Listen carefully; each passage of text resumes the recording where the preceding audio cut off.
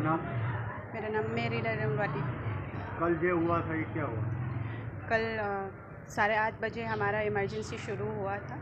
हम जो और एक पेशेंट आया था 8:45 जितना आया था, वार्ड में पहुंच गई थी तब मैं अपने पेशेंट देख रहा था, दूसरा पेशेंट देख रहा था और एक और मेरा जूनियर है वार्ड में, उसने पेशेंट को अटेंड किया, सब वाइटल ईसीजी वो देख लिया था। तो सगा पेशेंट के साथ 6-7 अटेंडेंट था, 6-7 में 3-4 तो मेल अटेंडेंट था। उन्होंने वीडियो उतारने शुरू किया, हमारा पूरा वार्ड सिस्टर का, हमका दूसरा पेशेंट का वीडियो उतारने शुरू किया था। इसलिए मैं उनके साइड जाके सगा को समझाया कि इधर वीडियो उतारने मना किया है। उन्होंने फिर भी कंटिन्यू चालू किया था वीडियो उतारना, इसलिए मैंने उनको हाथ नीचे रखने के लिए बोला था, तब मेरे को मारना शुरू किया है। एक अटेंडेंट लड़की है, तो तब फिर पीछे से भी मेल अटेंडेंट ने मेरे को पुश कर मारना शुरू किया है, मेरा मुंह में, मेरा पीछे में।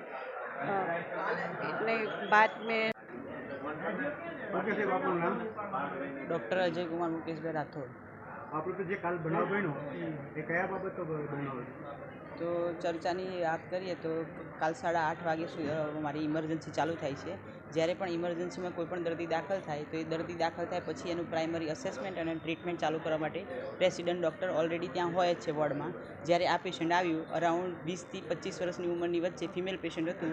તો આ પેશન્ટ જ્યારે દાખલ થયું ત્યારે દાખલ થવાની સાથે એની કમ્પ્લેન હતી કે પેશન્ટને ગભરામણ અને જનરલાઇઝ બોડી વીકનેસની કમ્પ્લેન હતી પેશન્ટ। તો જ્યારે આ પેશન્ટ આવ્યું ત્યારે ફર્સ્ટ પેશન્ટ મેં અટેન્ડ કર્યું અને અટેન્ડ કર્યા પછી આ પેશન્ટને મેં ફિમેલ વોર્ડમાં શિફ્ટ કર્યું। નોર્મલ ફિમેલ વોર્ડમાં શિફ્ટ કર્યા પછી પેશન્ટને મેં સ્ટ્રેચર પર લીધું, સ્ટ્રેચરમાંથી કોટ ઉપર લીધું। કોટ ઉપર લીધા પછી નોર્મલી જે પ્રોટોકોલ હોય ટ્રીટમેન્ટ ચાલુ કરવાનો કે પેશન્ટનું વાઇટલ જોવાના હોય, કે વાઇટલની અંદર પેશન્ટનું ઇસીજી હોય, પલ્સ રેટ હોય, બીપી હોય, આરબીએસ હોય, આ બધું જોયા પછી આ જોવાનું હતું। તો આ બધું જોયા પછી પેશન્ટ નોર્મલી સ્ટેબલ હતું, વાઇટલી સ્ટેબલ હતું પેશન્ટને અને ઇસીજી બી નોર્મલ હતું। તો આ દરમિયાન પેશન્ટના સગા, તો પેશન્ટની સાથે 4-5 મેલ અટેન્ડન્ટ અને 2 ફિમેલ અટેન્ડન્ટ હતા। તો આ મેલ અટેન્ડન્ટ એકબીજાનો વિડીયો ઉતારવા લાગ્યા, દર્દીના કોટ ઉપર ચડીને દર્દીનો વિડીયો ઉતાર્યો અને આજુબાજુના ફિમેલ પેશન્ટ જે હતા બધા ફિમેલ દર્દીઓ એમનો બી વિડીયો ઉતારવા લાગ્યો। તો આ દરમિયાન હું એમની ટ્રીટમેન્ટ સ્ટાર્ટ કરવાનો હતો, પણ આ બધું વિડીયો ઉતારવાના ચાલુ કરી દીધું હતું। એટલામાં મારા દીદી બાજુમાં પેશન્ટને જોઈ રહ્યા હતા। નોર્મલી કેવું હોય કે એક પેશન્ટને એક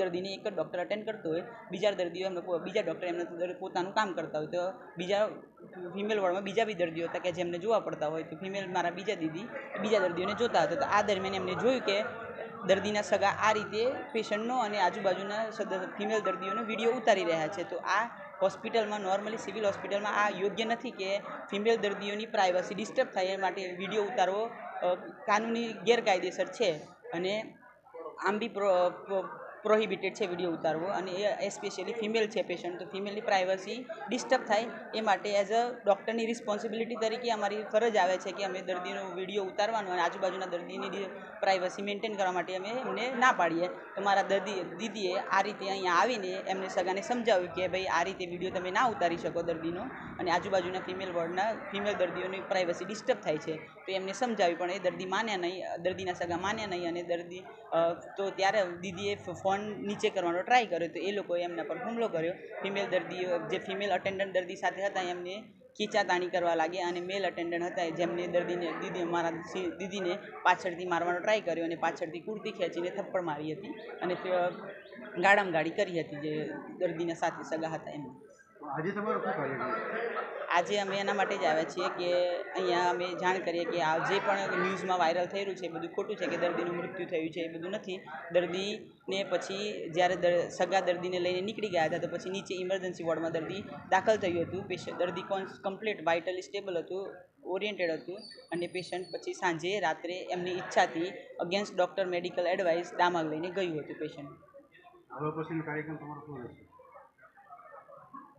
આગળની તમે કાર્યવાહી શું કરો? આગળની કાર્યવાહીમાં તો એવું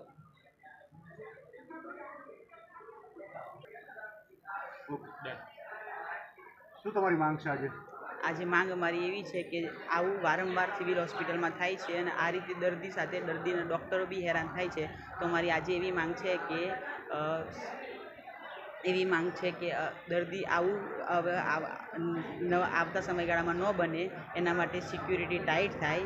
સિક્યુરિટી મોસ્ટલી એક્સ સર્વિસમેન સાથે કોઈ પણ ઇમરજન્સી વોર્ડમાં રહે કે જેનાથી ડૉક્ટરની સાવધાની થઈ શકે અને ડૉક્ટર સાથે આવું ભવિષ્યમાં ક્યારેય પણ ન બની શકે.